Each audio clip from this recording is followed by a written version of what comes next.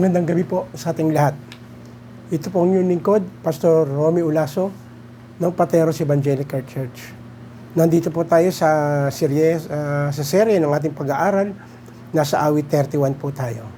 Ang pag-uusapan po natin ay tungkol kay Haring David. Ang tinatawag po nating tiwala. Tiwala siya kay Lord kahit na anong mangyari. Tiwala siya kay Lord sa lahat, sa kanyang buong buhay. Tiwala siya sa Lord na si Lord ang po pwedeng gumawa at magbigay sa kanya ng tunay na pag-iingat. Bago tayo magpatuloy, hingi muna tayo sa ating Diyos dahil tiwala tayo na siya magpapaliwanag, magpapaunawa nitong kanyang mga salita. Tayo pumikit, tayo manalangin. Panginoon, maraming salamat dahil napakabuting pong Diyos. Tunay na umaasa po kami na sa gabing ito, ikaw magpapaunawa, magpapaintindi sa amin ng iyong banal na salita. Salamat dahil meron po kami mga ganitong panahon para ang iyong salita ay pagbulay-bulayan po namin. Sa tulong po ng iyong Santong Espiritu, mauunawaan po namin ang iyong mga salita. Sa pangalan ni Jesus, ito po ang aming samot dalangin. Amen. Amen. So alam niyo po, si Haring David, isa po siya sa hari na napakaraming giyera na hinarap. Isa po siyang hari. At bilang hari, siyempre may mga sundalo siya, may mga kawan siya, at meron siyang mga tinatawag na mga kagamitan din. Kung magkasano sa panahong yon, isa siya sa kinikilala, yung bansang Israel, isa sila sa kinikilalang bayan ng Diyos. Which, kung titignan natin, nangyayari naman sa panahon po natin eh. Pero siyempre, magpo-focus po tayo kay Haring David. Paano po niya pinakita na lubos siyang nagtitiwala kay Lord? Unang-una, letter A, lumapit sa nag-iisang Diyos. Awit 31:1. Lumalapit ako sa iyo, Yahweh, upang ingatan. So, again, makikita po natin dito, sa dami ng army, sa dami ng sundalo ni Haring David, at marami siyang mga gamit, advance yung gamit nila, naniniwala siya na tanging si Lord lang ang pwedeng mag-ingat sa kanya totally. Totally. Of course, may mga sundalo na pwede siyang mga bodyguard, pero again, doon kay Lord siya lubos na nagtitiwala. Kaya nga lumalapit siya eh. Lumapit siya kay Lord, humingi ng tulong. No? At anong sinabi niya? No? Huwag mo sana kong iligay sa kahihiyan. Bakit nasabi ito ni David? Alam niyo po, itong si David, palagi niyang pinangangalandakan, lahat ng kanyang tagumpay ay dahil kay Lord. Lahat ng nangyayari sa kanilang mga tagumpay dahil kay Lord. Hindi sa sundalo niya. Pinagmamalaki niya ito kahit kailan. Kaya, sa kanyang panalangin, ito yung sinabi niya, huwag mo sana akong ilagay sa kahihiyan. Bakit? Kasi kung sinabi niyang naniniwala, nagtitiwala siya kay Lord, hindi po pwede na hindi siya kay Lord tumawag. At gusto niya patunayan ni Lord na talagang hindi nagbabago ang Lord kay David. Parang ganito. Ako po ay kagagaling ko lang po sa hika. Nagkaroon po ako ng hika. May hika po ako eh. Sinumpong po ako. Last Friday, hindi na sana ako magsasalita doon sa headquarters ng kapulisan. So, hindi ko alam kung paano gagawin ko dahil tinatawagan ko yung mga co-pastor ko na sana pwedeng pumalit sa akin. Kaya lang, sad to say, hindi sila makontak. Hindi ko alam kung saan anong kadahilanan. At hindi ko alam dahil, halimbawa, Webes, sinusumpong po ako ng hika. Hindi ko alam kung paano gagawin ko para makapagsalita ako ng maayos kinabukasan. Dahil nahihiya rin ako na magsasalita ako ubo-ubo. At saka, wala akong halos boses. Paano kayang gagawin ko? So, at that night, nagpe-pray ako. Parang kagaya rito po kay Haring David. Lord, paano gagawin ko rito? Pinangangalandakan ko na ikaw, ang San Diyos na tutulong sa akin, gagawa ng paraan para ma-deliver ko itong mensahe na pinabibigay mo sa akin sa mga kapulisan. So sa madalit sabi, nagsalita po ako doon sa kapulisan. Pero purihin po ang Panginoon. May mga bagay siyang ginagawa eh. Para hindi mapahiya ang kanyang pangalan, hindi ko kailangan sumigaw o lakasan ang boses ko. For the first time, pinagamit po ako ng mic. So pag gumamit ka ng mic, hindi mo kailangan halos mag-effort magsalita na lalakasan mo. Eh kasi, marami pong kapulisan nyo, nasa gitna po ako, nasa stage. Paano maririnig ng mga pulis na nasa ibaba? Pero salamat sa Panginoon, first time pinagamit po ako ng mic. Sa totoo lang sabi ko, Lord, hindi ko alam kung paano ako magpapasalamat. No? Muli pinakita ni Lord, pag lumapit ka sa Kanya, hindi niya tayo ilalagay sa kahiyan. At ito pa ang sinabi ni David, ikaw ay isang Diyos na makatwiran. Iligtas mo ko, itong aking kahilingan. Ako po, iniligtas ako ng Lord sa tiyak na kahihiyan. Ako po, iniligtas ng Lord na makapagsalita po ako ng maayos. Kasi kung hindi, pangalan ni ng Lord ang sabihin natin na maaaring mapulaan. Pero salamat, kapag lumapit sa siya nag-iisang Diyos, meron siyang gagawin. Meron siyang gagawin. Pangalawa, paano pinakita ni David yung kanyang tiwala kay Lord? Letter B, pinagdiin ng lubos ang tiwala. Awit 31:3. Ikaw ang aking kanlungan at sanggalang ayon sa pangako mo. Kaya nga po ito ayon sa pangako mo. Ito po ang pag hindi mo alam yung salita ng Diyos, ano i-claim natin? Kaya dapat tayong mga mananampalataya, alam natin ang Word of God. Kagaya kay David. Alam niya yung salita ng Diyos na hindi siya iwanan, hindi siya pababayaan. Dahil pangako ito ng Lord Alam niyo po, isa ito sa mga magandang ugali ni Haring David na pinagdidiinan niya yung lubos na pagtitiwala niya kay Lord. Bakit? Kasi alam niya yung word Ganun lang po kasimple yun. Parang ganito. Maaring may nagawa tayong pagkakamali. No? At ako, marami po ako na bahagi na ganyan. Ang feeling niya, hindi siya mapapatawad ng Diyos. Pero kung alam mo yung 1 John 1:9, na kung ikaw lamang ay lalapit, hihingi ng tawad. So of course, dapat nanggagaling sa puso. Hindi tayo patawarin ng Diyos. Alam niya yung puso natin.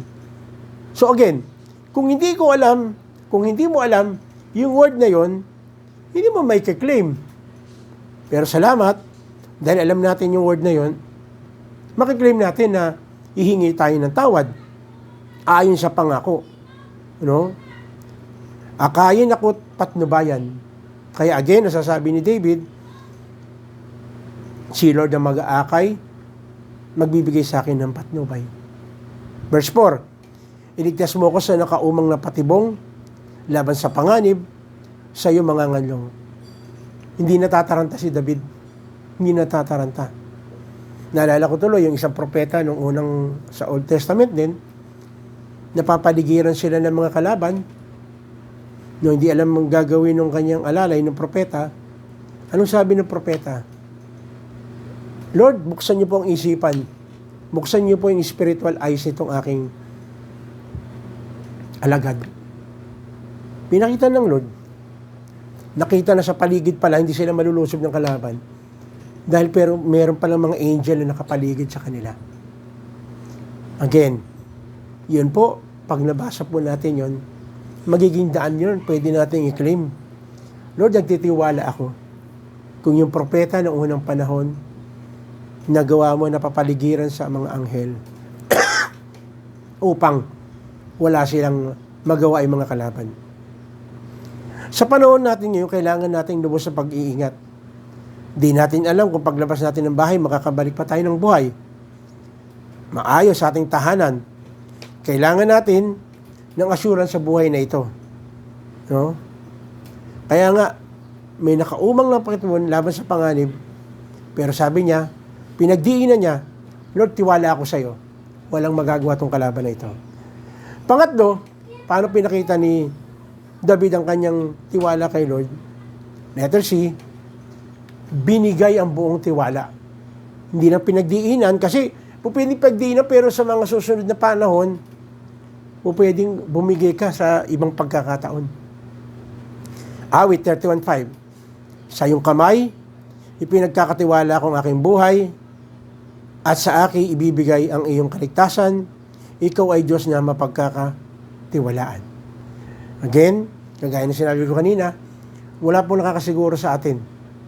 Kahit nasa loob ka ng bahay, kung may mangyayari sa'yo, kagaya ng isang kakilala ko, nasa loob lang ng bahay, may nangyaring hindi maganda, namatay. Ilang beses ka ba tayo nakapakinig, natutulog lang, hindi na nagising.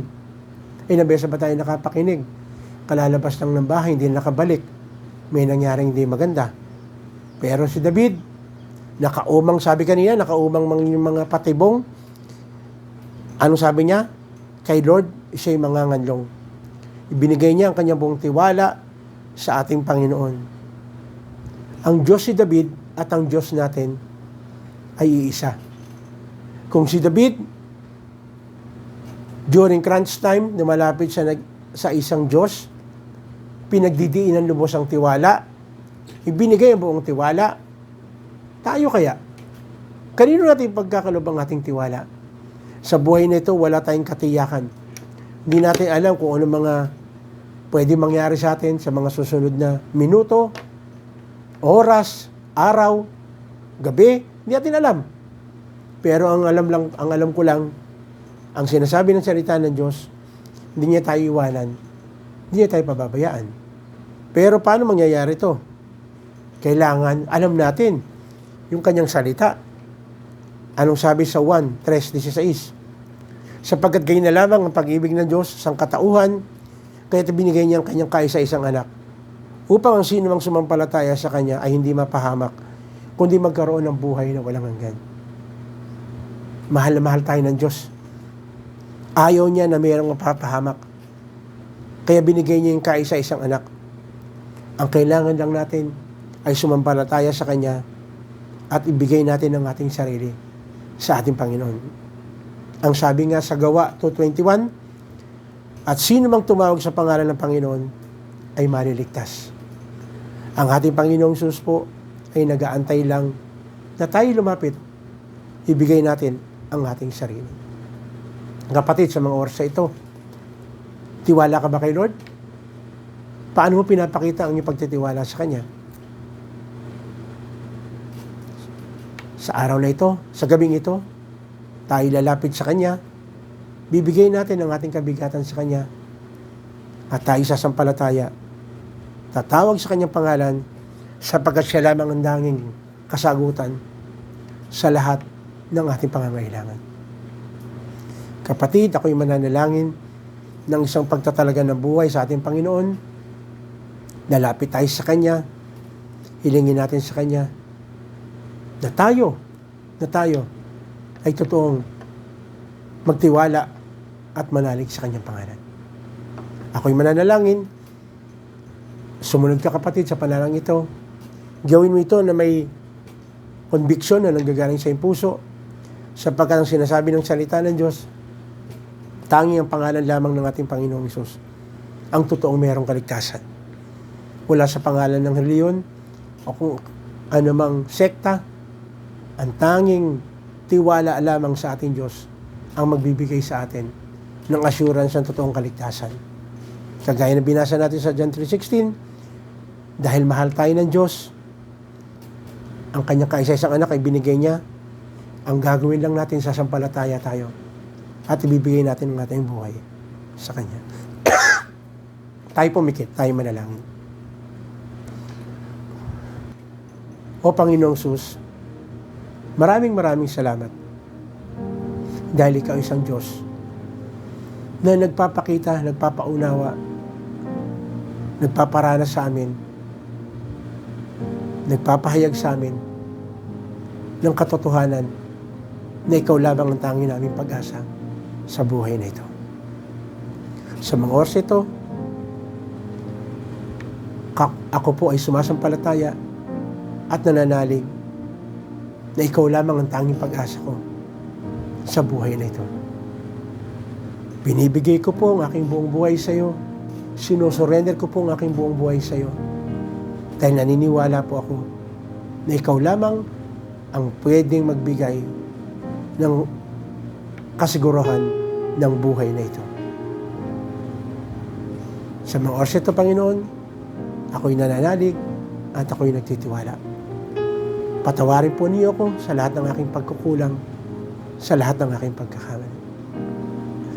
Kapatid, kung ginawa mo itong panalangin ito, merong assurance na pwede na tayong lumapit sa ating Panginoon. At sa pagkakataong ito, meron kang physical na karamdaman, ito yung pagkakataon, pwede tayong lumapit sa ating Panginoon.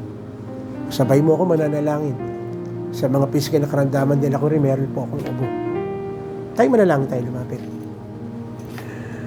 Panginoong Sus, sa mga oras ito, dumudulog po kami sa iyo sa aking physical na karamdaman, sa aking ubo. Ikaw kapatid, ano yung karamdaman mo sa mga oras ito? Sabihin mo sa ating Panginoon, makikinig siya. Okay. Sige, sabihin mo sa Kanya. Ikaw lang at saka siya. Nag-uusap kayo sa mga oras ito. Opo, Panginoon. Ako din po, Panginoon. Itong aking physical na, itong aking ubo, itong aking hika. Oo, merong gamot. Merong nebulizer. Pero ikaw ang totoong nagbibigay ng kagalingan. Salamat po, Panginoon. Salamat po. May tiwala ako sa iyo. Naalisin mo na totally itong aking hika na ito para makapag-serve ako ng maayos sa iyong pangalan. Hallelujah. Hallelujah. Sa mga oras na Panginoon, tinataas rin po. Malapit po ako sa iyo. Gusto ko po maayos ang aking emotional problem. Kapatid, meron ka problema sa iyong relationship, sa iyong asawa, sa iyong magulang, sa iyong anak, sa iyong kapatid, o maaaring sabihanan mo, kasama sa bahay, kasama sa eskwela, kasama sa trabaho, sa komunidad na ginagalawan mo. Ito yung pagkakataon. Sabi mo sa ating Panginoon, nabigyan tayo ng puso, nabigyan ka ng puso, na willing magpatawad, at willing din humingi ng tawad. Hindi natin kailangan magmalaki.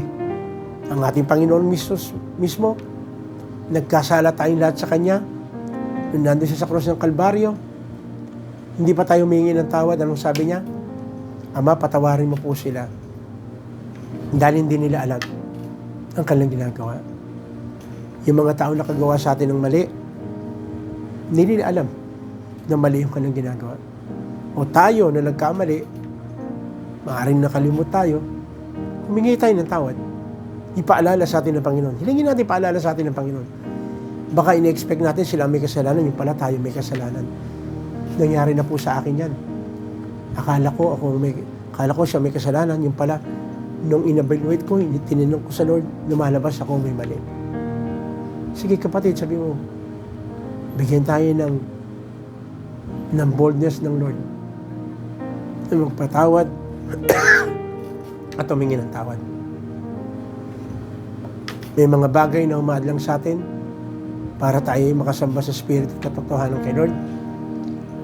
Palayain tayo sa lahat ng klase ng bondage, tanikala na umalipin sa atin. Idolatry, witchcraft, pamahiin, horoscope,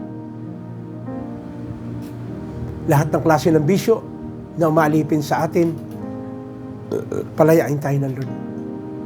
Palayain tayo ng Lord. Financially, nahihirapan ka kapatid. Hindi design ng Lord yan. Ang design ng Lord, tayo maging channel of blessing. Matuto tayo, bigyan tayo ng Lord ng knowledge kung paano tayo magiging good steward doon sa mga resources na binigay sa atin. Na wag nating hayaan na waldasin lang natin yung resources na binigay sa atin ng Diyos. Yes, hilingin natin kay Lord. Nabigyan tayo ng knowledge at wisdom kung paano natin iingatan yung mga resources na binigay sa atin ng Lord. Maaaring wala kang trabaho, hilingin na, lapit tayo kay Lord. Lord, tulungan niyo po magkaroon ng trabaho. Trabaho na hindi magiging hadlang sa pagsamba, paglapit po namin sa Lord. Yes, Lord Jesus. Hallelujah. Sa aming mga kapatid, nagdidiwang ng kaarawan, kanilang anniversary, pagpalain po pa ninyo ang bawat isa. Salamat po sa extension ng buhay na dinugtong mo sa buhay ng bawat isa. Kung nakarang taon, pinagpala mo, Itong taon na ito, lalo po mapagpalain ang bawat isa. Yes, sir. Yes, sir. Ganyan na rin, Panginoon, tulungan niyo po ang aming bansa na magkaroon po ng stability, lalo na sa government. Nagkakagulo sila. Pero Lord, bigyan niyo po sila ng puso na palaging nasa isip nila is kung paano po magiging maayos po ang takbo ng aming bansa. Hindi yung pansarili na agenda, kundi yung agenda po ninyo, Panginoon, para sa bansang Pilipinas. Magkaroon po sila ng banal na takot. Tingnan niyo, tulungan niyo po ang aming mga leader na may mga banal na takot sa iyo. Kagaya po ni Brother Eddie, Pastor Eddie, Brother Joel, at iba pa pong mga Christian na nandun sa Senado, mga nandun sa Kongreso, na mag-stand up po sila, lalong-lalo na para sa ikaunlad ng bansang Pilipinas. Tulungan niyo rin, Panginoon, ang aming mga kapulisan, lalo-lalo na po, Panginoon, demoralize sila dahil sa nangyayari doon sa sa hearing po. Hayaan niyo po, Panginoon, na kung sino man nagkamali, nagkasala rito, ay totoo na magpakumbaba na. At maging daan din ito na wag nang may sumunod pa. Lalo na malaki ang tiwala ng mga Pilipino sa mga kapulisan, tumataas na. Pero dahil dito, bumaba na naman. Kaya tulungan po, Panginoon, kaming ibang kaming Pilipino, na makita namin na hindi lahat ng pulis ay ganun. Na mas marami pa rin yung mga matitino, merong ibang naniligaw, pero mas marami pa rin ang nagpapatuloy. Tulungan niyo rin po ang mga sundalo na magampanan ng kanilang tungkulin para sa peace order ng aming bansa. Para pagpalain niyo po patuloy, Panginoon, ang aming mga leaders, Cesar Castellanos, ating kanyang ministry, Bishop Porrier, pati ang kanyang ministry, Pastor Blibert, pati ang kanyang ministry, Pastor Popeng, pati ang kanyang ministry. Salamat, Panginoon, sa mga taong ito na ginagamit mo para kami po ay tunay na maging equip sa pagbabahagi po ng iyong salita. Salamat mo ng marami. Ganyan na rin, Panginoon, pagpalain niyo po ang aming mga kapatid na nakikinig kagaya dyan sa Pangasinan, sa Abra, sa Laguna, aking mga kabat 79 na magsaysay, pati na rin po yung mga taga-Marikina, pati na rin po yung inaabot nitong programang ito, dahil kayo po ang nakababatid, Panginoon, na hindi po ang Pateros Evangelical Church ang gusto naming itaas, walang iba kundi ikaw, Panginoon. Kaya patuloy mahayag ang iyong kapangyarihan, ang iyong pangalan, sa pamamagitan ng programang ito. Salamat po ng marami. Pagpalain mo rin, Panginoon, ang bansang Israel. Dahil ikaw mismo nagsabi, kung sino mo magpala sa bansang Israel, ay iyong pagpapalain.